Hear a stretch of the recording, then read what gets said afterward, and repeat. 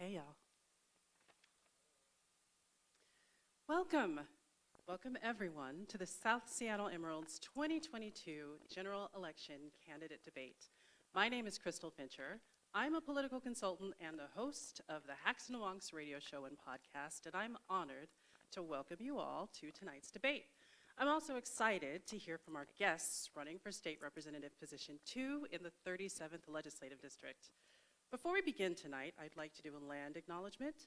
I would like to acknowledge that we are on the traditional land of the first people of Seattle, the Coast Salish peoples, specifically the Duwamish peoples, past and present. I would like to honor with gratitude the land itself and the Duwamish tribe. We'd like to thank all of our partners here this evening, including the League of Women Voters of Seattle and King County for their support as well. Tonight's in-person show is following numerous COVID precautions. All in-person audience members, volunteers, staff, and candidates have either provided proof of vaccination or a negative COVID test upon entry, and all audience members in attendance are wearing masks. We're excited to be able to live stream this event on Facebook and YouTube. The debate also features questions from our audience members and voters like you. If you're watching the live stream online, you can submit audience questions by going to seattleemerald.com/donate. If you're in person, you can write audience questions down on the note cards that have been handed out to you or will soon be handed out to you. That will be picked up partway through the show. Volunteers will collect written questions at 8 p.m. right after the lightning round and again at 8:30 p.m. Please keep questions to one question per card. A few reminders before we jump into the debate. I want to remind you all to vote. Ballots will be mailed to your mailbox starting Wednesday, October 19th, and you can vote anytime until Election Day on Tuesday, November 8th. You can register to vote, update your registration, and see what will be on your ballot at votewa.gov. That's votewa.gov. I also want to remind you that if you've had a previous felony conviction, your right to vote is now automatically restored after you serve your prison term, even while on community supervision. You do have to re-register to vote, but your right to vote exists. Go to freethevotewa.org for more details and help spread the word. The candidates running for the 37th Legislative District State Representative Position 2 with us tonight are Emijah Smith and Chipalo Street, and we'll welcome them up to the stage right now as I explain the rules. So tonight's debate will begin with candidate introductions. Each candidate will have 1 minute to tell us about themselves. After introductions, we will enter a lightning round of yes/no questions, which candidates will answer silently by using paddles that indicate their answer. Just double checking that you both have your paddles. Excellent. It's going to be a robust lightning round. Following the lightning round, at the end of the lightning round, each candidate will be allowed 90 seconds to explain anything you want to about what your answers were. Following the lightning round, we'll enter into the open answer portion of the debate. Each candidate will have 90 seconds to answer each question. Candidates may be engaged with rebuttal or follow-up questions and will have 30 seconds to respond. Times will be indicated by a volunteer holding a sign in the front of the stage, right here. When a candidate has 30 seconds remaining, you will see the yellow 30-second sign right there. When a candidate has 10 seconds remaining, you'll see the orange 10-second sign. And when time is up, the volunteer will hold up the red stop sign, and I will silence the candidate. So now we'll turn to the candidates who will each have 1 minute to introduce themselves, starting with Emijah Smith and then Chipalo Street. Emijah? Welcome, everyone. Thank you for being here. Thank you to all who are watching through the YouTube streaming. My name is Emijah Smith. Please call me Emijah. I am raised and rooted in the 37th.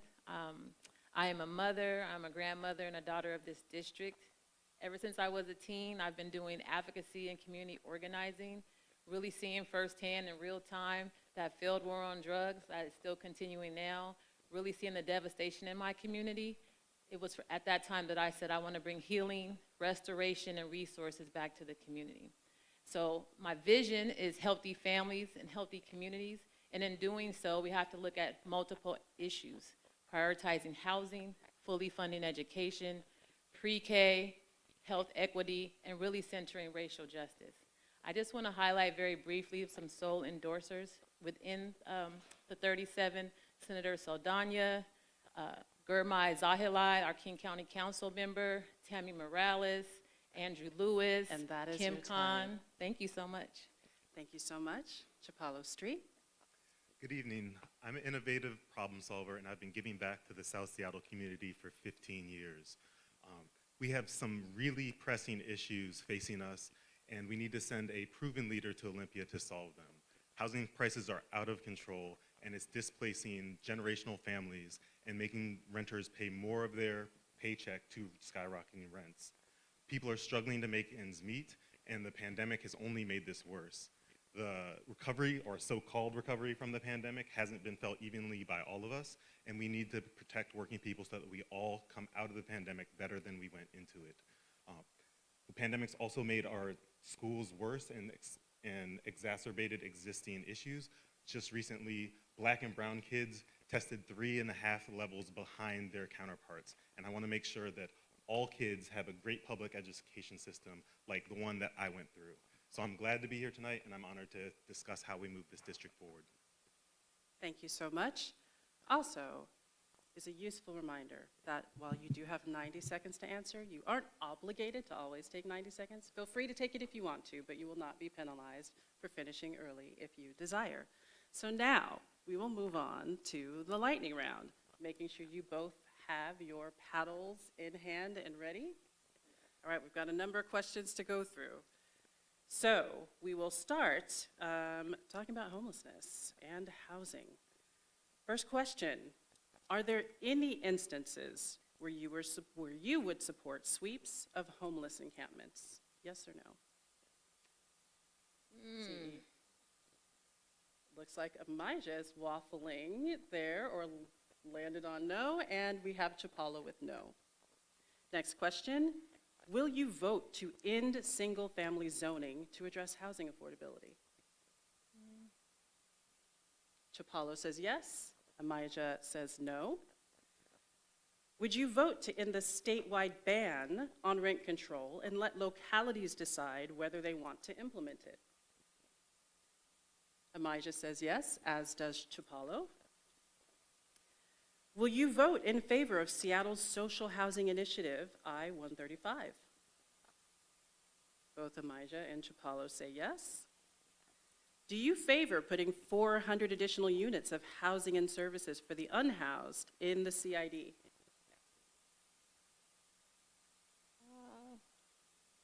Wraparound services? We've got a waffle with Emijah and a no with Chipalo. Do you rent your residence? Or you mean, as in, am I a renter? Yes, are you renters? Both say no. Do you own your residence? When you say own it, means paid for outright? Mortgage or outright? Okay. Chipalo and Emijah both say yes. Are you a landlord? Emijah says no. Chipalo says yes. In public safety, would you vote for a law ending long-term solitary confinement? Oh, yeah. Both say yes. Would you vote for a law prohibiting traffic stops by armed law enforcement officers for low-level, non-moving violations such as vehicle registrations and equipment failure? Both say yes. Do you support establishing an independent prosecutor for cases of criminal conduct arising from police-involved deaths? Both say yes. Do you support investments in the ShotSpotter police surveillance tool? Shot spotted? Yep. Those are, Surveillance, I would say yes. then yes, it is in Mayor Harrell's budget that he just announced, so both say yes. Do you think police should be in schools? No. Both say no. Would you vote to provide universal health care to every Washington resident? Both say yes. The legislature just passed a law that will cap insulin costs at $35 per month. Would you vote to expand price caps to other commonly used drugs? Both say yes. Will you vote to ensure that trans and non-binary students are allowed to play on the sports teams that fit with their gender identities? I waffle, but I say yes. Emijah waffled, and Chipalo says yes. I waffle, but I say yes. Emijah waffles, but she says yes. For people wishing to change their name to match their gender, do you support removing the cost and need to see a judge for legal processing, name changes, and gender marker changes? Both say yes. Will you vote in favor of an anti-extradition law that protects queer people, including children and their families, who flee to Washington from states where their gender-affirming care is punishable by law? Both candidates say yes. Will you vote to increase funding for charter schools? Both Emijah and Chipalo say no. Will you vote for continued investments in anti-racism training for staff and students in Washington schools? Both candidates say yes. Washington is facing a school staffing crisis and a funding crisis, especially with special education. Will you vote to increase funding in both of these areas? Both say yes. Will you vote to enact a universal basic income in Washington? Both candidates say yes. Our state has one of the most regressive tax codes in the country, meaning lower income people pay a higher percentage of their income in taxes than the ultra wealthy. In addition to the capital gains tax, will you vote for a wealth tax? Both candidates say yes. Will you vote for any bill that increases highway expansion? Chipalo I'm waffling, but I says yes, and Emijah's say no. waffling. Would you vote to allocate state dollars to help accelerate the delivery of sound transit and other regional rail projects? Can you repeat that? Would you vote to allocate state dollars to help accelerate the delivery of sound transit and other regional rail projects? Both candidates say yes. Will you vote to enact state investments in updating homes with more environmentally friendly utilities? Both say yes. Have you taken transit in the past week? I don't think so. Chipalo says yes. Emijah says no. Have you taken transit in the past month? Chipalo says yes. Family has, but not me personally. Emijah says her family has, but not her personally. So that's a no. Elections. Potential changes in the way people vote for elections in the city of Seattle will be on the November ballot. Will you vote in favor of changing the system in Seattle elections? Both candidates say yes. Will you vote in favor of ranked choice voting for Seattle elections? Both candidates say yes. Will you vote in favor of approval voting for Seattle elections? Can we only vote for one? You can only vote for one. I've already voted for one then. So Yeah, both thank you. candidates say no. Will you vote to move local elections from odd years to even years to significantly increase voter turnout? Chipalo and Emijah say yes. In 2021, did you vote for Bruce Harrell? Emijah says yes. Chipalo says no. In 2021, did you vote for Lorena Gonzalez? Emijah says no. Chipalo says yes. Did you vote in the general election in 2021? Emijah says yes. Chipalo says yes. In 2021, did you vote for Nicole Thomas Kennedy for Seattle City Attorney? Emijah and Chipalo say yes. Will you be voting for Julie Anderson for Secretary of State? Running against Steve Hobbs, correct? Correct. She's running against Steve Hobbs. That is correct. Both candidates say no. Will you be voting for Steve Hobbs for Secretary of State? Both candidates say yes. Will you be voting for Lisa Mannion for King County Prosecutor? Both candidates say yes. And that means that you will be voting no. You will not be voting yes for Jim Farrell. Correct. Both candidates will not be voting for Jim Farrell. Have you ever been a member of a union? I believe that I have. Both candidates say yes. Will you vote to increase funding and staffing for investigations into labor violations like wage theft and illegal union busting? Chipalo and Emijah both say yes. Have you ever walked on a picket line? Both say yes. Have you ever crossed a picket line? Both candidates say no. Is your campaign unionized? Both candidates say no. If your campaign staff wants to unionize, will you voluntarily recognize their effort? Both candidates say yes. That concludes our lightning round. Thank you very much for that. Helps to level set for the open-ended questions, but before we get to those, each candidate will have 90 seconds to explain anything you want about any of your answers. We will start with Chipalo. Sure, I think the only one that I would like to explain is expansions of highways. The reason I answered yes to that is the qualifier of is there any reason that I would do that? In general, no, I do not support the expansion of highways. However, if it is to help freight mobility that helps our unions, then that would be something that I would consider. And so if it comes back to our economy and helping union jobs, then we should definitely consider that. But in general, no, I would not vote to expand highways. And Emijah? So I think there was a couple of questions there that I waffled on. And for me, when it comes, because I center racial justice and I'm an anti-racist organizer, I have to always look at what are the unintentional consequences of any decisions that's made.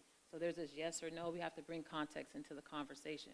So if it unintentionally or intentionally causes more inequities and more harm to people of color and those marginalized, I have to look more deeply into that before I could just say a quick, simple yes or no. So just want to share why there might have been a waffle there. And also, if I don't fully understand something and I need to learn a little bit more and lean into community organizations and lean into the community, we talked about the ID. You know, that's a very diverse community. They're not a monolith. So if there's an issue that's happening in the ID, I need to lean and learn from that community before I just make a decision as a legislator to do so. So I definitely, my style, my servant leadership is definitely to listen from community, learn from community, and be accountable to community. So I don't just do yes or no's. Thank you. Thank you. So now we'll start the open answers portion. Our candidates will get 90 seconds to answer each question, and they may be engaged with rebuttal or follow-up questions, and will have 30 seconds to respond. So starting out, in the Dobbs decision that obliterated the right to abortion, in Justice Thomas's concurring opinion, he identified decisions he felt should be reevaluated after their ruling in Dobbs, cases that established our right to same-sex marriage, rights to contraception, and rights to sexual privacy. What can our state legislature do to proactively protect these rights? Emijah? Thank you for the question. And I definitely do not agree with the decision that was made. And I think as state legislators and state leaders that we have to go directly and correct our Constitution to prevent these type of things from happening. Washington does a lot of talk. I think that our community, particularly in the 37, is really intentional about our racial equity and about equity overall and fairness and all the great words. But we have to be actionable about that. And so putting something in the written language in our Constitution, we have to move in that direction. And I believe that our legislature for this 2023 session will be centering and very active around the Roe v. Wade and the Dobbs decision. Thank you. Thank you. Chipalo?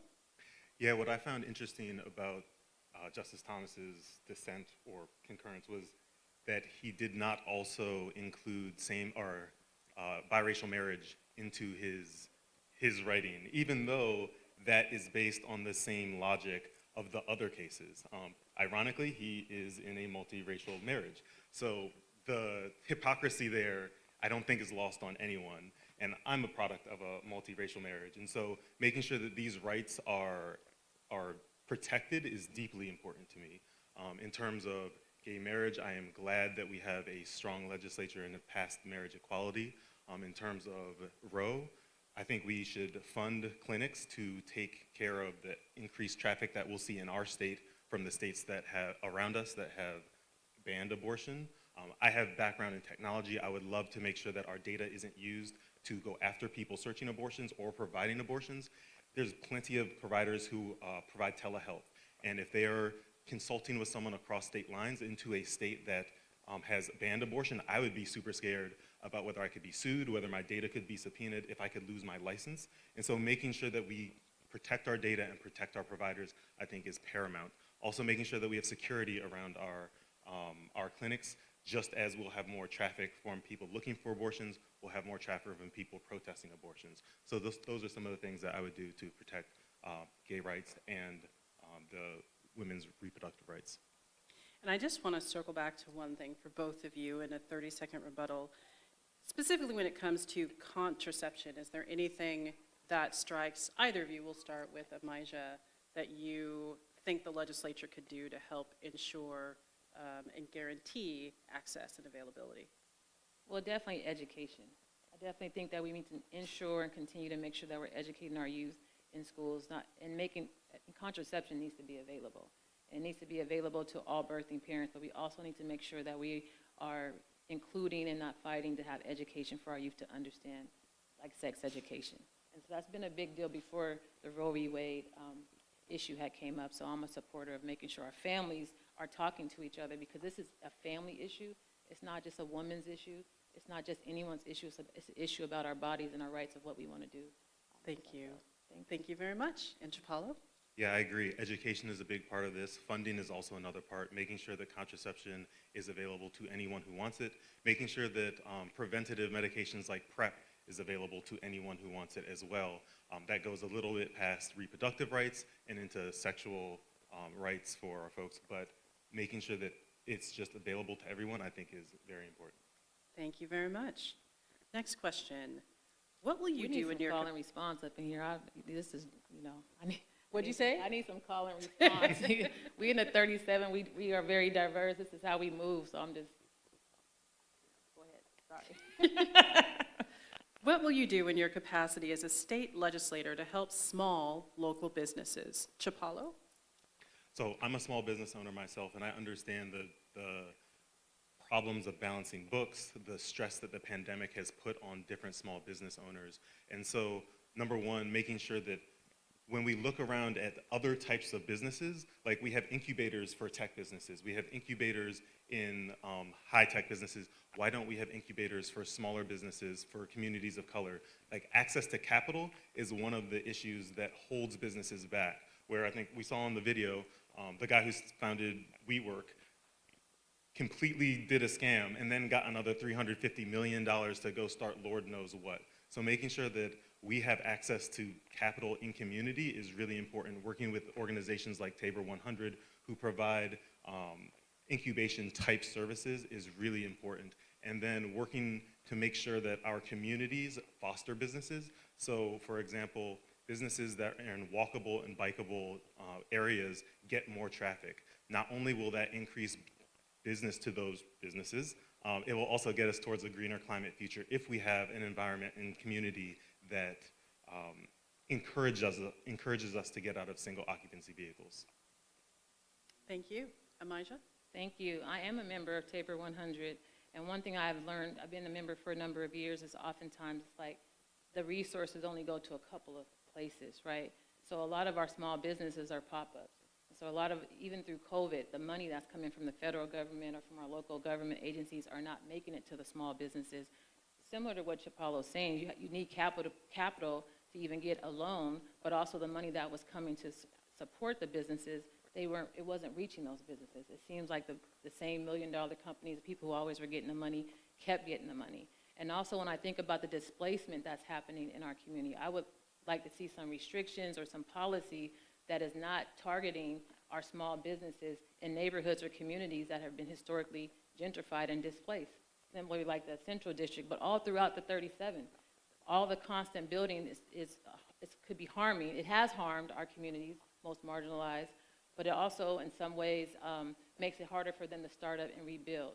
So there's education and awareness. Sometimes small businesses do not find out about the funding until it's too late. And so I'm hearing from business owners all the time about they feel like it's a scam. They feel like even though they've had some opportunity to try to start something up in COVID, that it's going to go away. It's going to be the same old people getting it all the time, the same status quo. So we got to figure something out. We have some small business owners here in the neighborhood. Even in my campaign, I learned the small businesses cannot unionize because it costs so much money. We should be figuring out a way to make sure our small businesses can get themselves the access in the door. That is time. You said we can keep going. It wasn't a penalty, correct? No, the red is stop. Okay. You get a 10-second sign. That 10-second sign is like, okay, we gotta.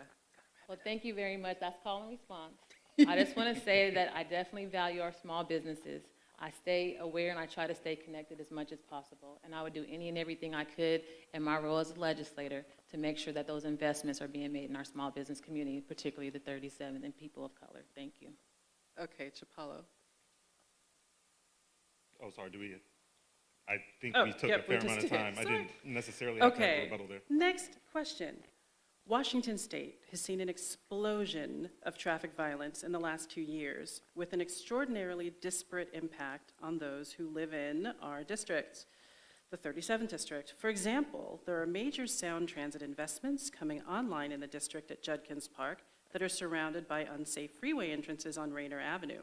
It's not if, but when, that folks in the 37th will be injured or killed by cars at that station entrance. And I should clarify, this is an audience question submitted before. What will you do as a member of the legislature to ensure that our streets are safe for pedestrians and cyclists? Emijah? I appreciate that question. Living here in the 37th, living here near MLK, where the light rail has been placed on top, when the community organized to have that light rail put at underground, and the community won that fight. But with promises of housing and business investments and all the things that did not happen from Sound Transit, we have it on top. And so I see oftentimes those accidents. I see those fatalities. My heart goes out to the family of the mother who was killed at the Mount Baker station. I knew her before she was a mother, So these things are near and dear to my heart. When I think about traffic safety, I think that we have the data. Sound Transit does. They have the data that we should be, as things are being built and created, they should be co-designed with community, and then we should be making decisions while we're implementing these light rail stations, these new highways, whatever. It's not a highway, but these new ramps. All that should be taken in consideration in the beginning, because the lives that are being lost mainly are BIPOC lives, Black and Indigenous people. And so our lives are being sacrificed for something that we never even asked for here in South Seattle. But I also want to think about traffic safety. I think about when our young Black men, who are the most targeted to even get on Sound Transit, right, being harassed because they're looking for ID or for payment. That to me is a safety issue. That's why oftentimes you may not see me drive. You may see me driving or driving my children somewhere because it's a safety issue, because they may be harassed by the police, as well as those who tend to cycle. That is time. Thank you. I just want to double check, just to be clear. So we got that yellow 30-second sign. I'm good. The orange one. Okay, Thank you. cool. Chipalo. So bike and pedestrian safety is something that I lived on a daily basis. Before the pandemic, I tried to bike to work from the CD all the way to Microsoft 2 times a week. And that exposed me to some very nice bike trails, but also some very dangerous streets. And so if I'm elected into the legislature, I would want to make sure that we have a comprehensive network of connectivity. So like, regardless of what type of transportation network it is, it needs to be connected. We built a monorail from downtown to the stadium, like Climate Pledge, that doesn't do much. For a long time, our 2 streetcar networks weren't interconnected, which means people didn't want to use it. So we need to make sure that all of our infrastructure is connected. We need to invest in bike transit and infrastructure. And this is particularly important to the 37th because we have 2 of the most dangerous streets in Rainier Ave and MLK Way. 40% of the injuries there are pedestrian. And I think this is a place where we can, I mentioned before, find a win-win with business, because businesses that are in bikeable and pedestrian-friendly areas get more business. So I believe this is a way that we can build a coalition around fixing the problem of safe streets in the 37th. And it's also an issue for our kids, because we have 10 or 11 schools that are on both of those 2 most dangerous streets, so we can make sure that our kids are safer today as well. Thank you very much. Next question. One of the biggest things we can do publicly to fight the spread of all airborne illnesses, including COVID and the cold and flu, as well as protect against poor air quality days because of wildfires, which we've seen over the past few weeks, is to improve ventilation and filtration in public buildings. What will you do to ensure that public buildings, including schools in the 37th district, meet recommended air circulation and filtration standards for good health? Chipalo? To me, that sounds like a question if I could be appointed to the capital budget, where we have the power to change our physical infrastructure. I would love to set aside money for that. When I look at committee assignments, we can start all the great programs that we want, but if we don't fund them correctly, they will not have the desired outcome. So making sure that whoever comes from this district gets put on appropriations or gets put on capital budget is really important so that we can bring the money back to the district to make sure that it is used in community to make us better. Thank you. Emijah? Thank you. In my experience being in Olympia, we can make the decision. So Senator Saldana, of course, is leading the HEAL Act. So that's an environmental justice issue. But it's about implementation.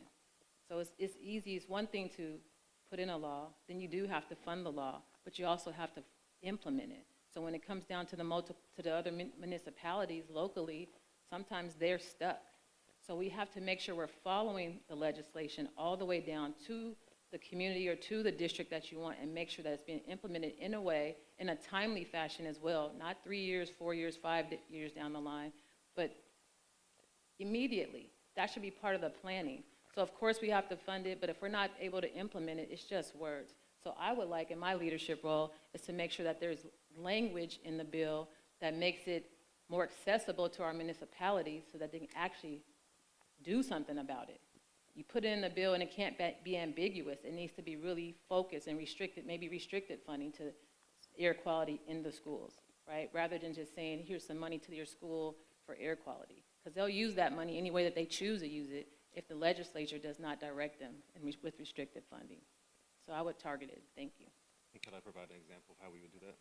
I will give you both 30 seconds to rebut. Go ahead, Chipalo. So a good example of how we can do that and how that has been built into some of the laws that have been passed is recently we passed the cap and trade bill.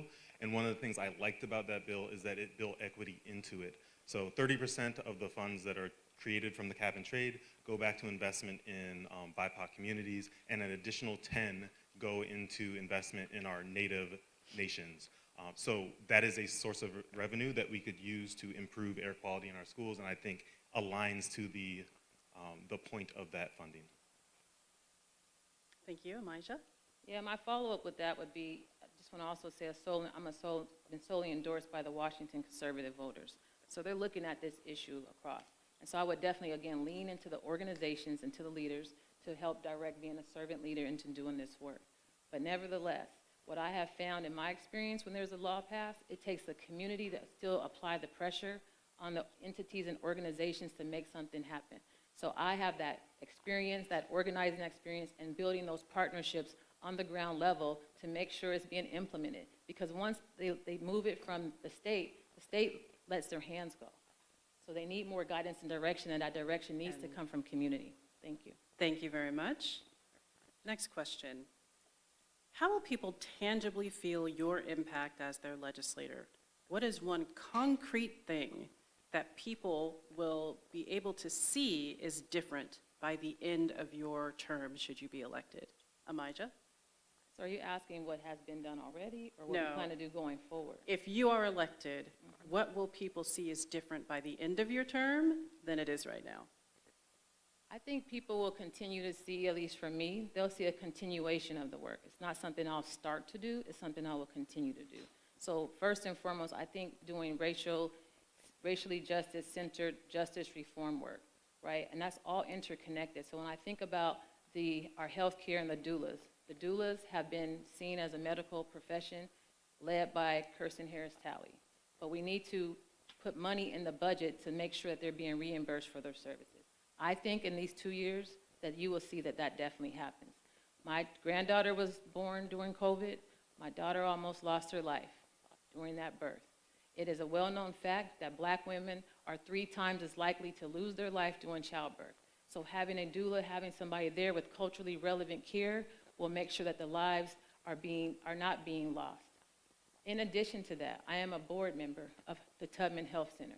This is another place, making sure that we have capital investments to make sure that we create a clinic that is going to center Black and Indigenous community and bring culturally relevant care, and that will also serve our LGBTQA community. That's something that you will see, I believe, and I strongly believe within the next 2 years as a representative, if I am honored to earn your vote. Thank you. Thank you. Chipalo? So technology has been changing our lives from the way we communicate to the way we move about the city to how we get healthcare or even go about banking. And I'm excited to bring my expertise in the tech industry to make sure that technology opens doors for all of us, but also prevent technology from rolling back the rights that we have. So I mentioned earlier that one of the first things I would do is work to make sure that our data is protected so that it can't be used to go for people looking for abortions or providing abortions. That is something I would start with and then continue to do the work that I have done in the tech space. When I got out to Seattle, I volunteer taught computer science at a school in South Seattle. We started with an intro to computer science program and then over 6 years built it up to an advanced placement program. So I would make sure that we distribute the wealth of tech to make sure that everyone in this community can take part in the industry that's been changing our region. The 37th has also been a strong supporter of kinship care, and so I would build on the work that Eric Pettigrew has done to make sure that kinship care and kinship providers are funded at the same rate as a foster care parent. May I follow up? You may. I'll give you both 30 seconds to follow up. Thank you. I first and foremost want to say that I would love to learn the school that you serve, because I think that's a wonderful thing that you've done. But I would love, just being a resident in the 37th and living in South Seattle for a number of years, it's important for me to know what school you're mentioning. Also, with regard to kinship care, you know, I've held relationships throughout the years with our grandmothers who are taking care of their kids every single day. And so there has been a gap of care and service for our kinship care program once our former Representative Eric Pettigrew had stepped back. And so I've been in relationship with the community, and I am definitely going to continue to serve that community. Thank you. Chipalo? So the school is Technology Access Foundation. It was started by Trish. When I was working there, it started on Rainier Ave, right on Rainier and Genesee, and now they have bought a building down a little farther south in South Seattle. So it is a very well-known technology. Not a school. Excuse me? It's not a school. Technology Access Foundation is a school. Not Technology here in South Foundation Seattle. Access Academy is the school. Yeah, it's not in South Seattle, and actually they started right up here. It You know, started on But Rainier let's Ave. allow Chipalo to complete his answer. Okay. So, I okay, just wanna- we Technology don't Access talk- Foundation is the accurate. foundation that started Technology Access Foundation Academy, which is a school that started on Rainier Ave, which is in the 37th, and then was moved down farther south, which is still South Seattle, and serves people who have been displaced in the 37th. So it is still serving our community. I served there for 6 years, which is a long time to go from a start of an intro to computer science to an advanced placement computer science program. I just want to. And we'll call that in time, and that is Okay, but they're the not a rebuttal school, though, and my time daughter went to that is Taft there. Academy. Emijah, please respect the time limits. We're going to center time, or we're going to center the issues that are really in the 37th. I live in the 37th. I have raised a my daughter here question next from a door. resident in the 37th Right. that I'm going to ask. Okay, I'll be respectful, but I also want let's bring the real issues forward. So, how would you help address the affordable housing crisis, starting with Chipalo? So when I think about housing, I think about 3 buckets of issues. This is something that we hear at every door when we go out and canvass. We were just talking to an elderly gentleman who is part of, he was a state employee, and so he has one of the oldest pensions, but we have not funded that pension so that he cannot keep up with the rising housing prices. So when I think of housing, I think of how do we stop harm, how do we get more units on the market, and how do we tide ourselves to the way there. So stopping harm looks like anti-displacement measures, so making sure that seniors can afford the rising taxes, making sure that right now what we have is we allow seniors to defer taxes, but once they die, then they have to pay all of those back taxes, which essentially forces a family to sell the house unless you have $10,000, $15,000, $20,000 lying around. We also need to increase renter protections. Landlords can do some crazy things. Even though I'm a landlord myself, I have live that business through progressive values. So we can't allow felons to be disqualified from having housing. I have a tenant who's a felon. He's one of my best tenants. We should lift the ban on rental control. We should rent control statewide. We should limit the types of fees that a landlord can charge their tenants. In terms of long-term measures, we need to invest in low-income housing through the Housing Trust Fund. We need to figure out something about workforce housing, because even two teachers who are underpaid already, if they're living together, they can't afford housing in the district. And we need to invest in mass transit to increase density around it to get us towards a greener climate future and have more houses. Thank you. Emijah? Thank you. So what I've been doing and currently been doing is really with community members, locked arms, going to Olympia, going to our state level, Washington Housing and Finance Commission, and demanding that they release the funds in our community. So what I have done with community, because it's a team effort, is to ensure we release the funds to make sure Africatown Plaza has been funded, community development for us, by us. The Elizabeth Thomas Homes of Rainier Beach, the Ethiopian Village here in South Seattle. These are all housing developments, low-income, stable housing opportunities in the 37. That's one thing. The second thing is I agree, lift the ban on rent control on the state level. Number two is definitely lowering the income level for seniors to qualify for these tax deferments. I've talked to multiple seniors who are living on Social Security and who cannot qualify for King County's tax exemptions or deferments. And so that's a hardship on our seniors. In addition to that, I do agree with middle housing. But what I want to see is that we're not continuing to displace community as we're bringing more density in. We need to be more equitable and look at the houses in the communities on the north side of the Montlake Bridge. Let them carry some of the weight of some of the housing developments, because what we don't want to do is continue to keep displacing folks. But I've been doing the real work. I sit on coalitions that are looking to remove the barriers for felons or any person who's just trying to rent. But rent should not be our goal. Home ownership is the goal in order to create generational wealth. Thank you. Thank you very much. Next question from the audience. What is the state legislature's role and responsibility on digital equity and addressing the digital divide? Emijah? You know, this is a multi-pronged question or answer and solution, because it's around making sure that our kids' education is fully funded. Because in order to close the digital divide, which I have done and supported as a co-convener of the Black Community Impact Alliance, we have just recently did our open house in the William Grove Center. That is a hub to make sure that we have a think tank and providing opportunities for our youth for the tech world. But that took community building, going to the city's office to get the land transferred. That took organizing. It also means you have to make sure that our children are prepared for kindergarten and making sure their reading and their math is on par at 3rd grade, making sure our freshmen are finishing their freshman year. So really being an advocate in Seattle Public Schools, making sure the strategic plan and the resources are going to those furthest from educational justice. That's what I do in real time.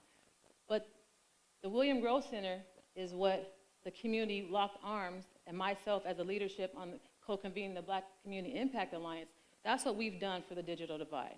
And my children have benefited from the opportunities from coding, from change makers, from all the different things that our public schools do not offer. And our school system needs to be fully funded, particularly making sure those who are receiving special education services get a real opportunity. Because you can't close the divide if you're dropping out of school or they're sending our kids to prison.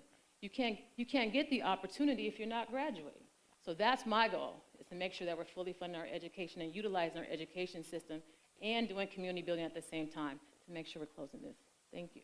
Thank you very much. Chipalo? Yeah, I agree. There's a ton that we can do for education. I'll speak specifically about what we can do to close the digital divide. It's crazy to think that more than 50% of our students aren't competent in math and sciences. Like, that is just plain scary, and we have to change that, and that's in high school. And so we have to make sure that we improve our STEM education. We have to make sure that we do public-private partnerships to bring tech education into our junior highs and high schools. Like, it's an embarrassment that we have so many resources here in this area, but yet our tech education lags behind many other places in the country and the world. When we also look at STEM and tech, we can't only afford to have people getting a good job out of tech. We need multiple ways for people to get good jobs. So to me, that looks like creating pipelines to the trades. For too long, we've sort of said, oh, you went into the trades because you can't have college. No, you went into the trades maybe because you like to work with your hands, or you want a job that can't get offshored, or you want dependable hours. Like 2 of my best friends went through 4-year college, got jobs, hated them, came back, became journeyman electricians, get paid more than those jobs that they had going to college. One's about to start a business. And so making sure that the trades are a respected option for our kids is important, just like it should be an option to go into technology. And then we should also fund free 2-year college. Free 4-year college is great. We should definitely get there. However, we need to start with free 2-year college, just like the Seattle Promise, because 50% of Seattle graduating seniors applied for that, and 1,000 took part in it. Thank you very much. Follow up. I'll give you 30 seconds each for rebuttal. Go ahead. Thank you. I just wanted to also add, on the state level, that determines the college-bound scholarship money, right? And right now, it's saying you need to have at least a 2.7 GPA. It keeps going up every year. But also it's saying that a young person cannot have a felony on their record. And so I really, truly want to get that removed, because how are we going to expect our youth to graduate and get to these opportunities, but we're already setting them back because they made a mistake? And we understand the brain science and the development there is that their brains are not fully matured. So we're kind of setting them up for failure. So that's another place I would like to work on. Thank you. Chipalo? She's right. And it shouldn't only be our youth, it should be our brothers and sisters getting out of jail. Like, we should not be limiting the professional licenses that people getting out of jail can attain. And then we should also make sure that University of Washington is funded with the Allen School. Like, we have great resources there, but or teachers and staff, but we don't have the resources to scale it out the way we would like to.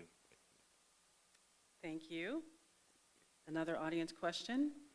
Crime has been increasing across the state, and people are concerned about their safety and whether the right things are being done to address current levels of property and violent crime.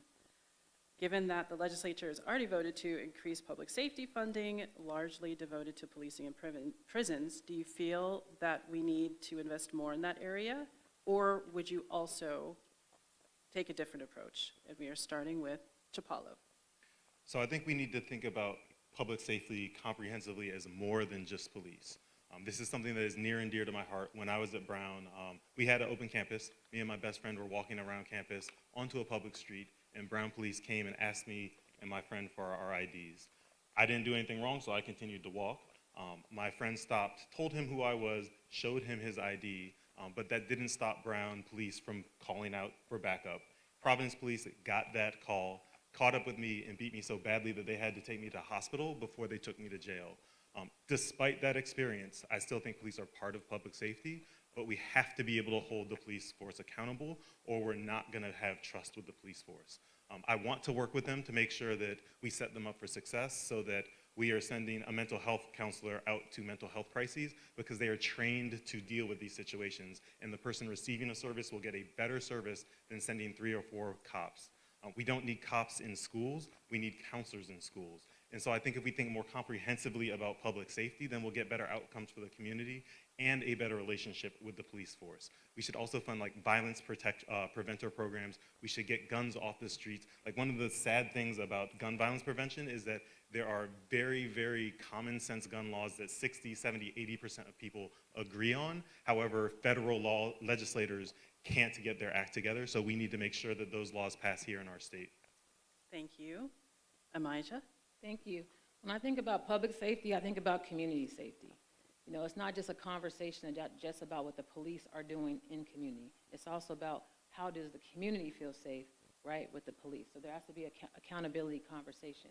So on the King County Community Safety Violence Prevention Task Force that I've served on, really it came down of all their research and all their conversations and co-design, it really came down to families needing their basic needs met. Housing, education, food security, the basic needs.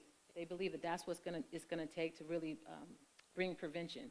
So our state has already been working at some things with regard to guns and, you know, looking at how many bullets, a clip, I don't know, got so many words coming, reducing how many bullets that you can have. I think that we need to make sure that every person who gets a gun needs to have a class. Similar, if you want to get your driver's license, you need to learn how to drive, well, you need to learn how to use a firearm. You also need to make sure that it is locked up. Again, I am been solely endorsed by the Alliance for Gun Responsibility.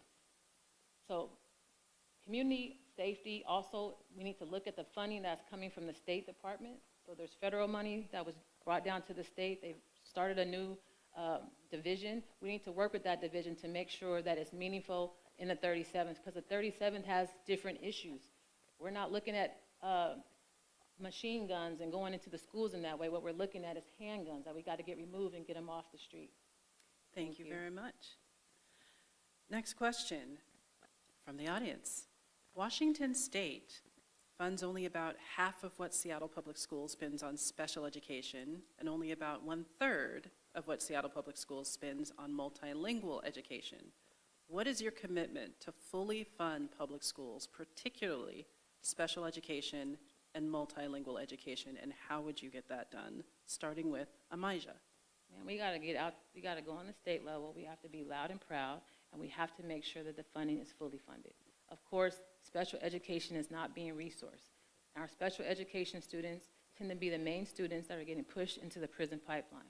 So I am definitely going to be loud and proud up there to make sure that that occurs, because we can't waver there. But Seattle Public Schools is also advocating to our state legislators right now, because the issue is that there was a tweak in the formula that Seattle Public Schools is not getting as much money that it needs. But we also want to make sure our teachers are getting livable wages. And so it's coming to a point that if something's not addressed and more funding doesn't come into the education system, then maybe the public education here at Seattle Public Schools may falter. They're not sure what to do. Teachers may go into a strike. So we will have to figure it out, and we're going to have to figure it out without taking away our children's basic needs. We should not be taking health care out of our schools. We should not be taking our social workers and mental health counselors away from our students. We have to do all the things, and we just have to figure it out and get creative. There are some great leaders there around education, but I'm a fierce advocate as well. And I don't think we should leave any student behind, especially those who are receiving special education services. Thank you. Thank you. Chipalo. So currently there's a funding cap on how much Seattle Public Schools gets reimbursed for special education funding. And if we were to remove that, Seattle Public Schools would get another $100 million that it would be able to put towards that. That is just a start. McCleary got us closer to funding education, but we do not fully fund it, and this becomes a revenue issue. Washington State has the most regressive tax code in the whole country, despite how progressive and liberal that we claim we are.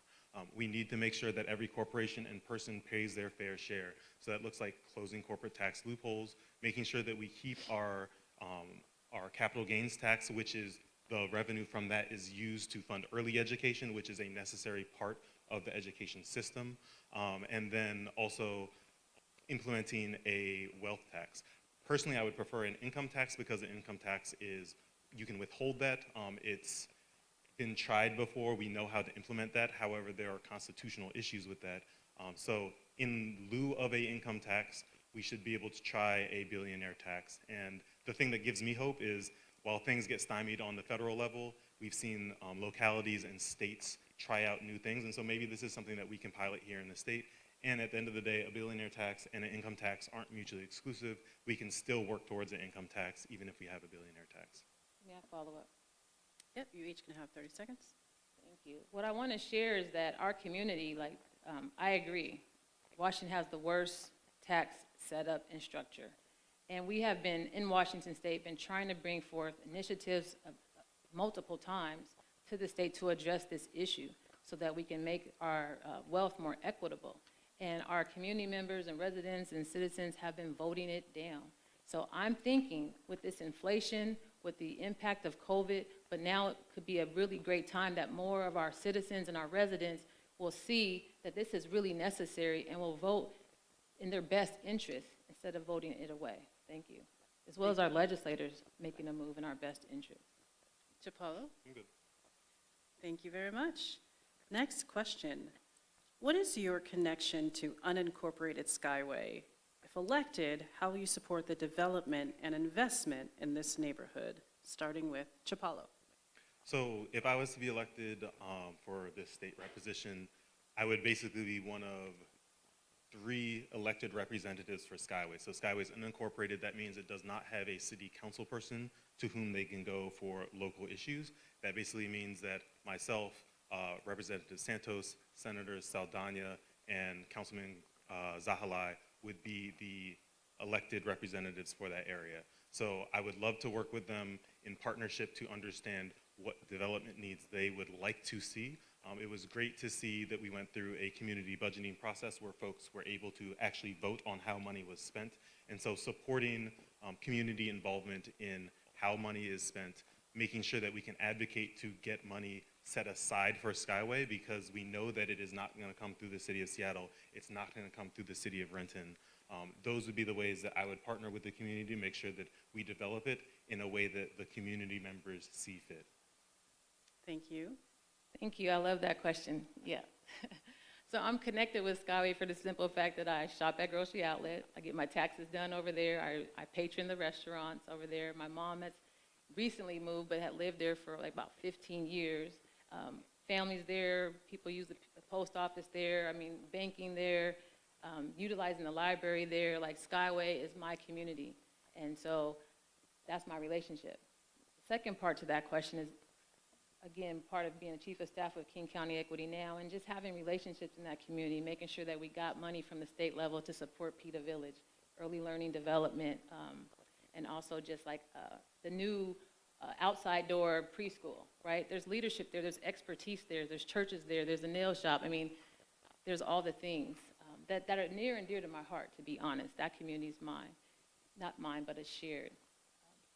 I was on the Community Investment Budget Committee for King County's participatory budgeting to see how, make sure that money was stewarded in a way that was definitely led by community members, and getting the input from community members to see how they want to move that, and looking to make sure that King County does it again in the future. So that was $10 million.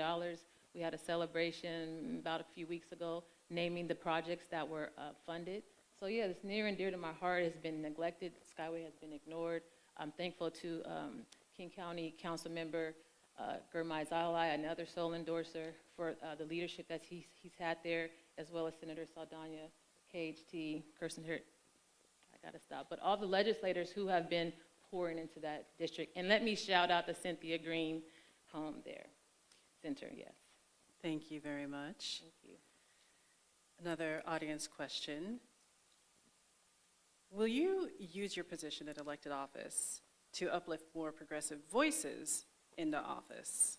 And that question goes to Emijah. Can you repeat that, please? Will you use your position in elected office to uplift more voices into office, and how will you do that? Yes, most definitely. I see this opportunity as being a bridge builder, right? If I'm in Olympia, you'll have a space in Olympia. The work that I've done over the years has definitely been providing workshops, not only in my professional capacity, but in my personal capacity, to make sure that our everyday people understand how a bill becomes a law, right? Also, the nuances, how to effectively communicate with your legislators. How do I go into those spaces and really center racial justice, knowing that I am a descendant of stolen ones in this country? I can't go into those spaces and just talk, you know, A, B. I have to go in there and really give them the nuances, the impact of what it means to be a black mother in this community and navigating these systems. So I share that expertise and I share that knowledge with others, as well as being a PTSA president, right? Always constantly talking to families about how they can strengthen their partnerships with their teachers, strengthen their partnerships with their principals. That's just the natural work that I do. So in order to be successful in this role, I need the community to come along with me. I need y'all to be the wind behind my back and be in locked arms. That space is our space. That's my plan. If I'm there, they come in. Thank you very much. Thank you. Chipalo? For sure. Like, building a pipeline of people to come after is something that I've always done in everything that I've done. So for example, when I got to Brown, I noticed that the pre-med students had a great support group to help other students of color get through pre-med, but we did not have that in the engineering. So I restarted our chapter of the National Society of Black Engineers so that we had a community to not only get us through, but also pull in the next class of freshmen and sophomores to get them through. I've continued to do that in Seattle. I serve on the board of a program called Institute for a Democratic Future, where the goal is to increase the Democratic Party across the state.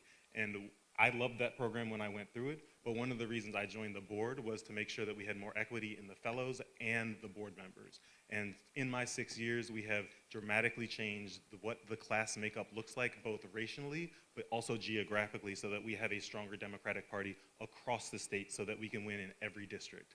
And then on the board itself, we have drastically increased the number of people of color and women of color on the board, and we actually now have our first woman of color who is the board chair. So this is something that I've been doing in all aspects of my life. Even at Microsoft, equity was a huge thing for me. I required that we interview a person of color or underrepresented minority for every opening on the team that I led, and we ended with a team of 40% people of color or underrepresented minorities. So yes, I would continue to do that in Olympia. Thank you. Follow up, please. You can have 30 seconds, yes. Yes, I also wanted to just include that in my organizing and advocacy work, it's definitely bringing the youth along.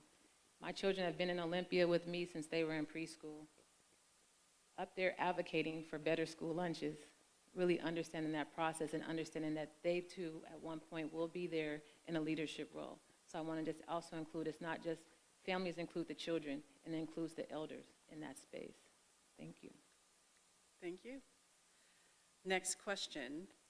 What is the most important climate legislation that should be passed by Washington and the legislature? And what climate organizations will you partner with to make that happen, starting with Chipalo? So I am glad that we have passed cap and trade. I think the next hurdle there is to implement cap and trade, especially the equity measures around the money that is brought in through the tax on carbon. So making sure that we implement that holistically, and groups that I would work with are folks like Washington Conservation Voters, Sierra Club, the Environmental Climate Caucus. Those are all groups that understand what's going on and can provide guidance and have been working to move this legislation through Olympia for multiple years. I'm also glad to see that the HEAL Act passed. And one of the things I loved about the HEAL Act is that it specifically called out that we need to gather data.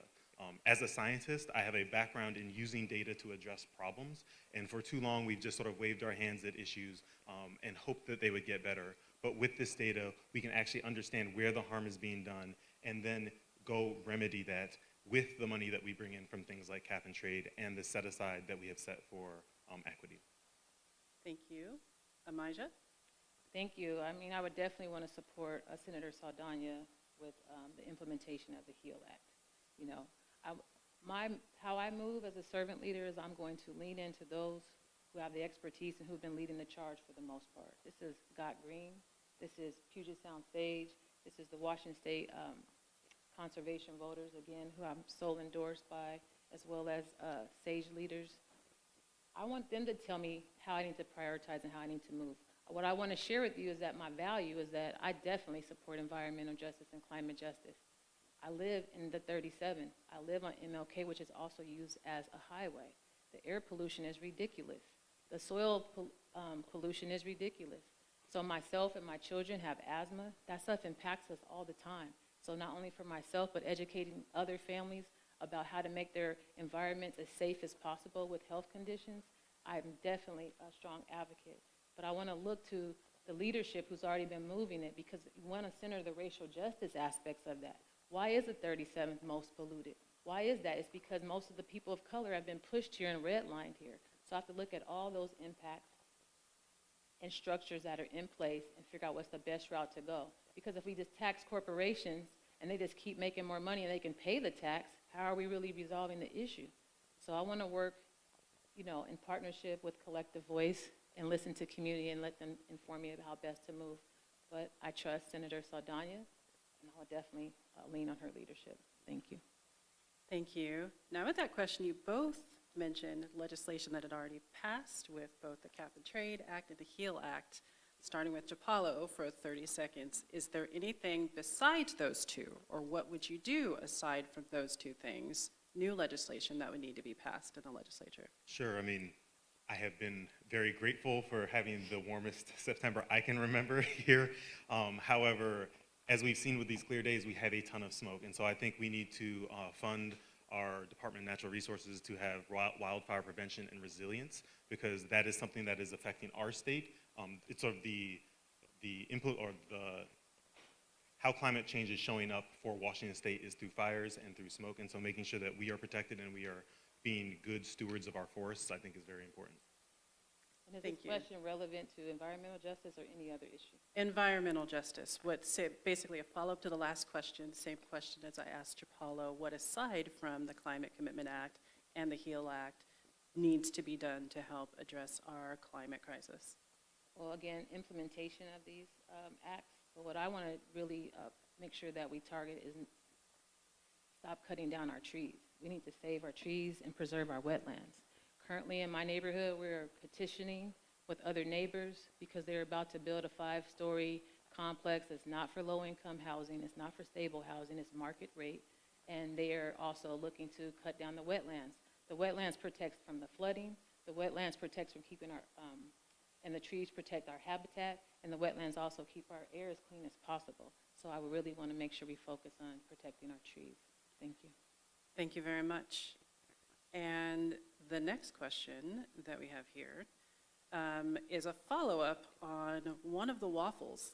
Can we get more insight into the candidate views on trans children in sports, considering Emijah holding partial commitment in her earlier answer? Do children deserve to play on the sports teams that match their gender identity? And if you can't give a wholehearted yes, what harm do you think supporting trans kids in this way would cause? I don't know if there's harm that's being caused, but I want to get more education. I don't want to make a decision without really being fully informed. So what I do is I lean on Surge, Reproductive Northwest, and I make sure that they're constantly educating me about non-binary people, right? And definitely around birthing rights. But that's what I try to do, is educate myself as much as possible. I don't have a child. I don't have a family member who is dealing with this issue, but I definitely have loved ones. I definitely have people that are family in my community. We have create cousins. I definitely have family members that I love dearly who are trans and non-binary. But I need them to help me and educate me to better understand. But I don't see right now where there would be harm to that, but there needs to be more education for me. And as a PTSA president, there was a mother who came and her child she felt was being bullied. I supported to make sure that our students and that whole school community understood what identity safety really meant. Not just for the LGBTQ+, but also any person who's being othered or who needs to be shored up to not be bullied or be teased about their identity. My son was teased for multiple years just because of his weight. I know those two things don't compare, but I do understand the impact of what happens when our children are targeted and othered. And I do not support bullying, and I do not support the othering. I believe in bringing everybody along, and I believe in seeing each other in our humanity, tapping into that. So I'm open to learn. Thank you very much. Thank you. And I'll also ask Chipalo if there's anything you want to talk about in terms of trans children and your support of trans children playing in sports that match their gender. No, I mean, I think we should make sure that everyone has the opportunity to take part in sports, and making sure that people can take part based on how they identify based on their gender or how they identify as their gender is perfectly fine with me. Thank you. And so now we have a yes or no question from someone in the audience. Do you support restoring the right to vote to folks who are currently incarcerated? Chipalo? Yes. Yes. And Emijah is also a yes. Thank you for that. Another audience question. How do you intend to balance caucus priorities versus your legislative priorities? And what will you do when there is tension? Starting with Emijah. Well, there's always going to be tension. So in my experience, I've seen that where we're moving me as a collective and community, and we're trying to move some legislation forward, and when it's time to go into committee, if it is a legislator who wants to be accountable to the community, they will come back and talk about what they have to deal with. And so as a community member and being part of that collective work, trying to support the legislator to give them messaging opportunities, how to help educate those who are in the caucus to try to move something forward, because we know it's vital for the community members outside of the legislature. So it's just really doing the same thing, but But also, I see myself and my leadership as making sure I'm connected to a base of community folks who are impacted by the issue, making sure those with lived experiences, voices are at the table, and taking that forward into the caucus. Because too often, I'm here to do transformational, right? Change the status quo. And too often, the people who are in the back rooms are not connected to the real impacts of what they're making decisions about. So using that collective voice, making sure people are being informed, and they're informing me and moving that back to the caucus, that's the way I plan to move. Because I've seen success happen from that. I've seen us as community members say, you need to talk about this from a racial justice angle. Go back and do it. Oh, you are not communicating with community. That's why this legislation is having some issues. You need to make sure you're connecting more with us. So I've learned in that process, in my experience, to be better at that and to know what the community needs. Thank you very much. Chipalo? So I think as a legislator, relationships are very important, and that's something that I have experience with. My day job at Microsoft is I work for the Chief Technology Officer at Microsoft, and I have to advise our executives on emerging technology. But I don't have any power over these executives. I don't give them headcount. I don't tell them where they're going to put their resources. And so my effectivity in my job is based on how well I can build a relationship with them and bring them towards my point of view. And so I think that is a very similar thing to what we have to do in the Democratic caucus, because everyone in the Democratic Party doesn't vote the way we want them to. And so if we can create trusting relationships with them, I can use my lived experience, I can bring feedback from the community to show them why they may not be voting in the best ways. And through that, I think the first thing to do is get ahead of the problem in the first place. The question was, how would I work if we were in conflict with caucus? First, let's try and bring the caucus into synchronization on what needs to be done. If that can't happen, then we can start to bring other voices from outside to more forcefully show them why this is wrong and make a case of that there is a groundswell that supports a certain way of voting, to make sure that they understand they're not going to get voted out, that they are supported, that this is the right way to go, and that the public wants us to vote in more progressive legislation. Thank you very much. Emijah? Yeah, I would love to follow up. I just want to highlight that sometimes the conflict is not within the caucus. Sometimes the conflict is that you're having to deal with the other side. It's partisan politics. So sometimes it might be around the strategy. And so some things are going to get cut out or need less prioritized than the other. I definitely have relationships in Olympia with multiple legislators. If you check my website, electemijah.com, you will see the multiple representatives and senators that I already work with. But sometimes it's about the strategy, and I would love to see that our Democratic Party go hard, be more courageous when we're dealing with on the other side of the aisle, because they are not caring about our strategy. They're going hard. All right. Thank you very much. Anything you'd like to add, Chipalo? Time. Yes, while there are certain subjects that we have to fight the Republican Party on, like the right to choose, there are also instances where there may be a member across the aisle that I disagree with on 90% of stuff, but I will work with them on that 10% to move that issue forward, and then we can go back and fight about the other 90%. So while I think it's very important that we understand where we're coming from, working across the aisle is deeply important to me, and not flaming them in certain instances so that we can make progress on the small bit that we agree on is important so that we can make that progress. Thank you very much. Yes, incremental change. Next question. Would you support bail reform? If so, what changes would you make? Chipalo? Yes, we should. I thought we got rid of cash bail. I may be misinformed on that, but yes, I would be supportive of not having cash bail. I would also be supportive of returning parole, the option of parole, which got taken away in 1984. It's clear that we have far too many people locked up and that increased jail sentences don't lead to more public safety. Just in COVID, we let out 11,000 people into home confinement, and there were only 17 reoffenses, one of which was violent. If that's not enough evidence to show that we are keeping too many people in jail, I don't know what is.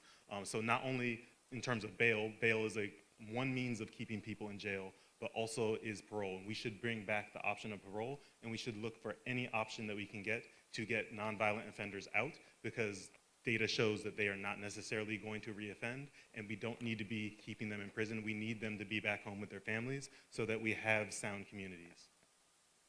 Thank you. Repeat that question, please. Yep, it is. Would you support bail reform? If so, what changes would you make? I definitely would support bail reform. I agree with Chipalo about the no cash bail, but I also believe there's some language in the bail language that you can, if somebody is supportive and around you, that they can go be with you, like back in community. I don't know the exact details of the language, but I would love to support something like that. I'm definitely like a justice reform advocate.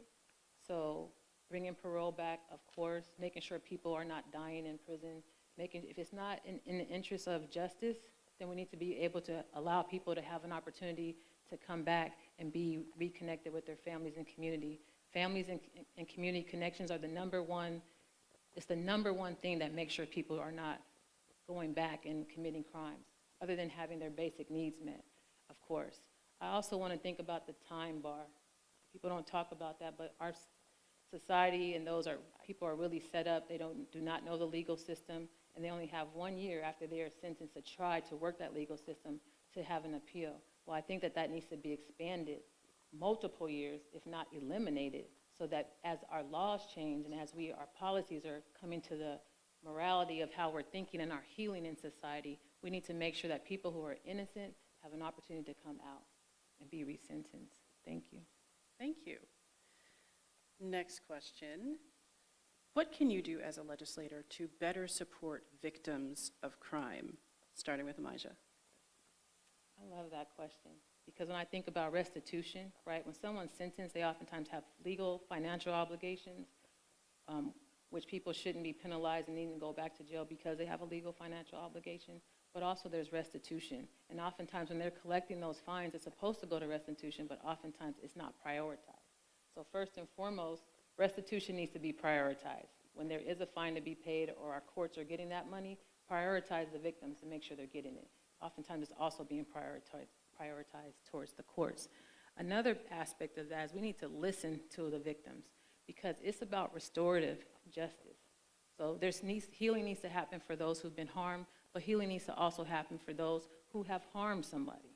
And so having a restorative justice opportunity, I found, being a victim myself, that if I decide what I want to see happens in that justice system, they don't listen to victims oftentimes. They don't listen to how we want to move that restorative process, because how we want to do our healing in community might look different than what the legal system wants to do. So more victims need to have choice about how they want to do that. There's a redemption or opportunity that people want to come back to that person who violated them. They should have the opportunity to do that. So making sure that restitution is happening, the finances go there, making sure that victims, if they choose, have an opportunity for healing, and they should be able to decide what that process needs to look like for their healing. Thank you. Thank you very much. Chipalo? Yeah, I completely agree that victims should have a voice in determining or possibly moderating the type of sentence that is passed down. But there's also some structural barriers in our society that possibly put victims in harm's way. So for example, domestic violence victims can't break lease without penalty. And so I would 100% support allowing a victim of domestic violence to get out of a lease immediately so that they can find new housing and reduce the chances that they have another instance of domestic violence committed upon them. And so I think there's lots of these unintended consequences of our laws and systems that we can analyze through a victim's point of view to make sure that not only is the original crime addressed, but they don't fall victim to subsequent crimes after that. May I follow up? Yep, go ahead. Yeah, and I also want to just highlight implementation. Again, around that restitution, our courts need to be advised, or something needs to be, they know what they need to do, but for some reason there's some disconnect or miscommunication around how things are supposed to happen, and too often communities have to have all the information to direct the court. So there needs to be more implementation conversation. I also want to share that maybe it's not leveled across the state, and I definitely want a level of domestic violence type of supports across the state. But I know here in King County, and particularly in the 37, if you are violated by domestic violence, you can break your lease without penalty. But victim defendants is also something that we need to address, and that King County right now is providing services for those who might be victim defendants, and I would love to see that leveled up. Thank you. Thank you. You want to add anything, Chipalo? Say, for the final question this evening, we're going to start with Chipalo. What have you learned from Emijah during this campaign? I really admire Emijah's heart, the amount of work that she's put in with the community, her integrity. Both her and I have sat down multiple times during the campaign, before the primary, after the primary, and we both agreed to run a positive campaign. I know I've done that, and I've seen the similar things from her. We have both talked about things that we didn't necessarily like from the other campaign, and we have both changed those. And so I appreciate the integrity that she has brought to this campaign. Thank you. Thank you, And Chipalo. the question to Emijah, what have you learned from Chipalo during this campaign? Well, I learned that Chipalo is definitely steadfast, right? I've learned that Chipalo wants to make this happen, so I've kind of watched some of the strategies, even if we haven't talked about it. But the one thing I want to say is I do appreciate that you did come and have the conversations when I initiated those invitations. I appreciate that, because we don't know each other. We didn't know each other before this event, and so all we're learning is how we're moving through this candidacy. So the biggest thing for me is to make sure I always see your humanity and not allow this competition to make me think less of you as a person, and vice versa. So. Do any one of you want to follow up to anything on that? Excellent. Well, with that, the debate comes to a close. I want to thank our candidates for participating in making this an engaging and informative event. To audience members here and online, thank you so much for tuning in and for submitting such excellent questions. I really did appreciate that. Thanks again to the Rainier Arts Center for allowing us to host the debate here tonight. A huge thank you to our media partners, KNKX, KVRU, and Maurice Jones Jr., Real Change News, and the Hacks and Wonks podcast and radio show. And thank you to the Seattle Foundation, King County Elections, and the League of Women Voters of Seattle and King County for their support as well. Special thanks to all of the volunteers and coordinators this evening. This would not have been able to happen without them. And to the South Seattle Emerald and its staff for putting this event together. I also want to remind everyone again to vote. Ballots will be mailed to your mailbox starting Wednesday, October 19th. You can register to vote, update your registration, and see what will be on your ballot at myvote.wa.gov. That's myvote.wa.gov.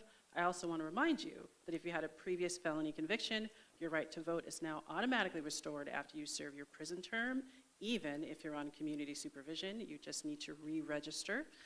Go to freethevotewa.org for more details. Thank you for tuning in. Have a great evening.